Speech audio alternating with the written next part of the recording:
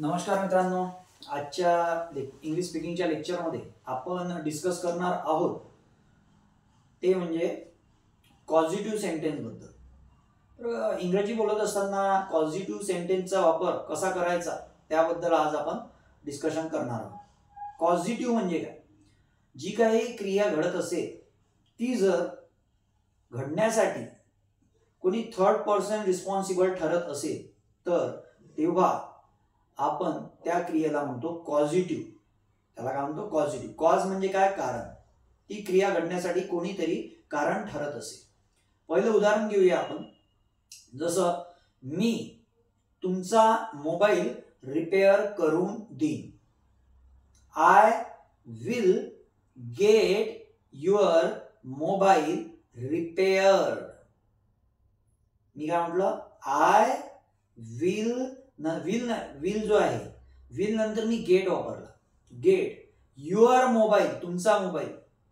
I will get your mobile repaired. क्रियापदाचं तिसरा form मी इथे यूज केला. इथे मी स्वतः मोबाईल रिपेअर करणार का? तर नाही. मी तुमचा मोबाईल घेणार. तुमच्या मोबाईलमध्ये काही प्रॉब्लेम असेल तर रिपेअर वाल्या पर्सन कडून तुमचा मोबाईल रिपेअर करून देणार. तर इथे तुम्ही बघितलं असेल, मी फक्त कारण आहे. मी कारण आहे, तुमचा मोबाईल रिपेअर करण्याचा एक माध्यम आहे.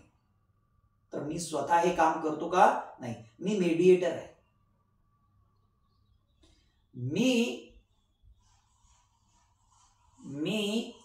रूम स्वच्छ करून घेतली.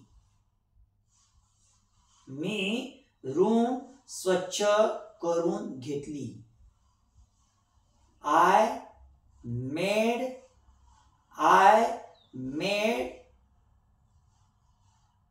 clean the room. I made clean the room. आता I made clean the room मध्ये मी काय केलं? मी मेड का वापरलं? मेकचं मेड वापरलं.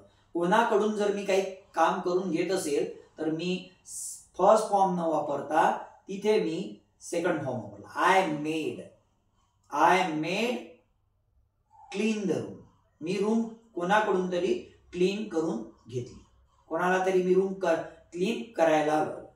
जर आता असं मला म्हणायचं आहे, मी रूम क्लीन करून घेत आहे.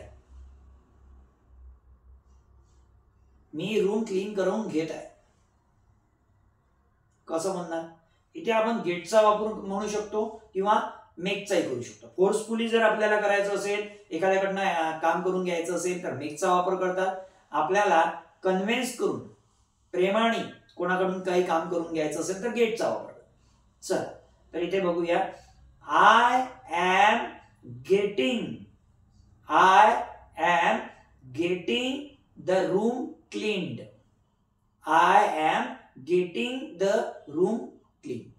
मी रूम क्लीन करून घेत आहे.